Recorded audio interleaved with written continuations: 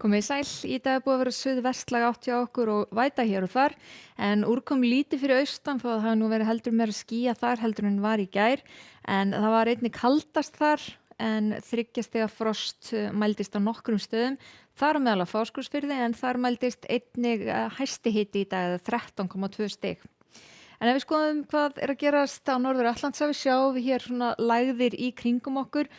Við heldur suðvestlægum áttum til morguns ekki mikill styrkur í þeim en þegar þessi lægð hér fer til austurs þá er að draga yfir í norðlæga átt hjá okkur annað kvöld og á laugardaginn en síðan þegar á sunnudaginn kemur þessi lægð hér til okkar og snýr það yfir í austlæga átt með rigningu á öllu landinu. En á hitasvæðinu þá er svona heldur að kólna hjá okkur og sjáum hér hvernig þessi kaldi loftmassi leikur við okkur en síðan með þessari lægð sem kemur síðan á sunnudaginn, sjáum hana vísir að henni og þá er svona aðeins að hlýna hjá okkur. En núna í kvöld og nótt dregur úr vætunu hjá okkur, það svona styttir ekki alveg upp á landinu, það er svona helst hér norðvestan til sem er útlit fyrir svona skúri eða slydduél í nótt.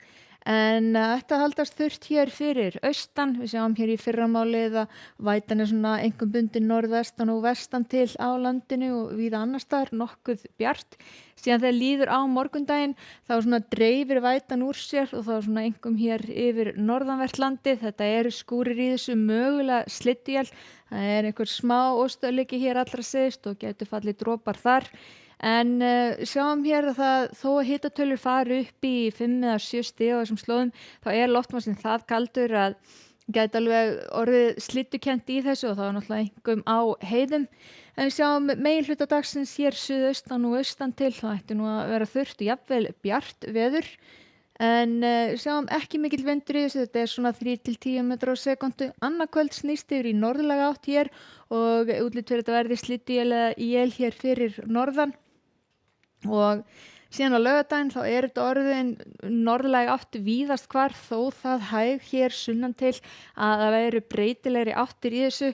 Við sjáum hér það er að kólna, það er ekki háar hitatölur og svo úrkoma sem er að falla verður að öllum líkindum él. Það er ekki mikið magn í þessu en engu að síður þá er þetta fulli vetrarlegt veður fyrir maí.